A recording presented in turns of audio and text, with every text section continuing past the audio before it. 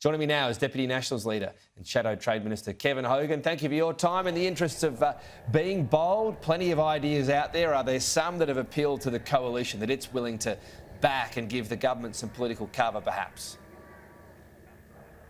Well, there's a lot going around from a lot of different players, Tom, but look, obviously the Shadow Treasurer is going to that, so he'll have a closer look about what some of the ideas are put forward, and certainly from the business angle of this, we hope they do put some good ideas forward. But look, my reservation on this, Tom, is I think this is just going to be a PR stunt from the Treasurer and the Prime Minister. You know, they had that big economic summit after the last election, as you would remember. Do we remember anything that came out of that increased productivity? No, because productivity has fallen off the cliff over the last 3 years. 86% of jobs created over the last 3 years, Tom, are in the public sector. So a lot of reform has to happen. Look, I'm going into this, it's going to be a PR exercise from the Treasurer. Well, you could get ahead of it and make a call for something, and then if they don't adopt it, claim that the PR exercise is the obvious one here.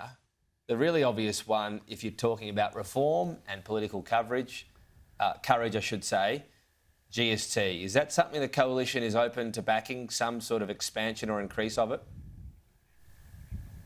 Well, look, we'll go to the next election with our economic agenda, Tom, but look, I doubt that we would be going to an election looking to increase taxes.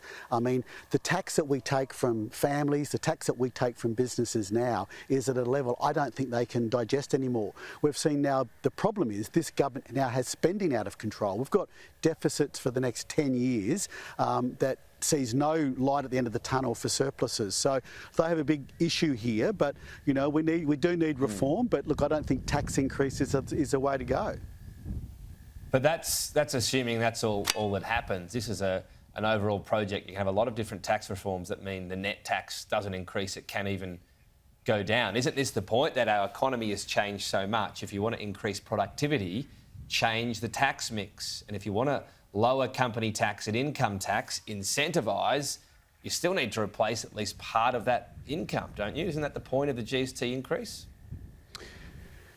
Yeah, well, obviously that is a scenario, but then you've got to look at, what type of spending. Are we going to look at spending? Because spending is blown out of control as well. But I take your point, Tom, because I would say one of the best tax cuts that we gave, and it happened through COVID where we put it on steroids, was the instant tax write-off. Now, that worked. Now, when you model this stuff, you only look at, okay, what are the tax write-off, instant tax write-off cost to the budget. You look at that as round one, but there are round two, round three, round four ramifications of that. And that exploded activity, exploded, people were buying things, they were buying, truck companies were buying new trucks, shops were buying new fridges, and that incentivised a whole lot of things. More people got employed. So, I think there's a lot that can be thrown around in here, but increasing taxes, I don't think is a good scenario when you're trying to grow an economy and you're trying to get, an economy to get going and to be competitive. To increase taxes on anyone seems counterintuitive to become more productive.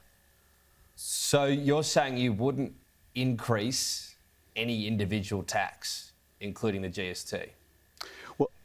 Well, what I'm saying, Tom, and again, I'm not the Shadow Treasurer, and we'll have to arrive at a position once we see what comes out of this round table. But what I'm confident of saying is that we are the parties of lower taxes. We see if you increase taxes... Yeah, but taxes is the key, isn't it? So the point is you can raise some and lower others if it's more efficient for the economy to do so. That's the whole point of trying to increase productivity through tax reform. Well, I'd like to see the modelling that says you're going to be more efficient, because you use the GST. So if you increase the GST, that's less money households have to spend, right?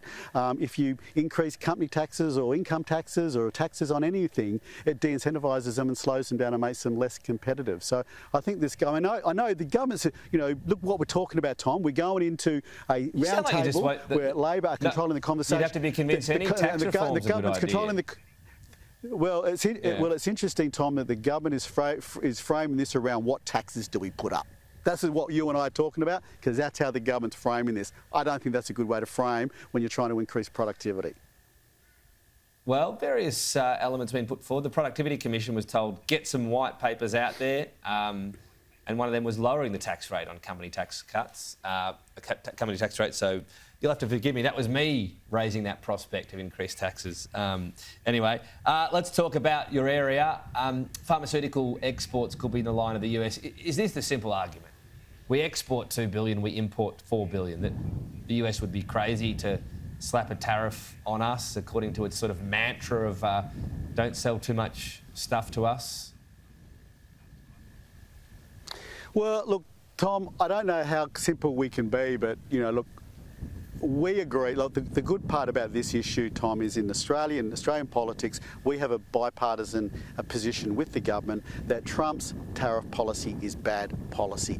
Bad for them, inflationary for the American consumer, but has threats for global growth, especially if we see retaliatory tariffs from other countries. So, look, we did the free trade agreement with the US 20 years ago. The pharmaceutical benefit scheme was carved out of that. That's how we did that agreement. We have a trade surplus with them, or they have a trade surplus with us, which is why we sat at the baseline 10% the other day. A lot of work to do on this relationship, Thomas, we keep saying, on national security as well. Again, I say the Prime Minister must physically meet with the US President to nut this stuff out. Should we have any consideration of reciprocal tariffs when it comes to pharmaceuticals? Well, we have a scheme, the Pharmaceutical Benefit Scheme, which has obviously been designed for the health system in Australia. We've had a carve out of that. We are one of the lowest tariff countries in the world, Tom. We as again, bipartisan politics in Australia have accepted that free trade is good for our country. We don't have a lot to trade away because we've lowered tariffs on most countries on most products. So it's a no. I mean, we shouldn't be trading away anything, which is why we're concerned. We certainly hope that the government, and we've still got questions about this, did they trade away biosecurity issues with the beef ban we had the other day? But that's a question for another day, maybe.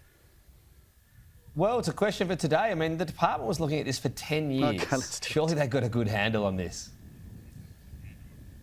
Well, the problem is, Tom, it was rushed, and I'm not saying that. The stakeholders are telling me that. The stakeholders were on the phones the next day saying this was really rough. A lot of the protocols around it can't be explained, couldn't be explained, still can't be explained.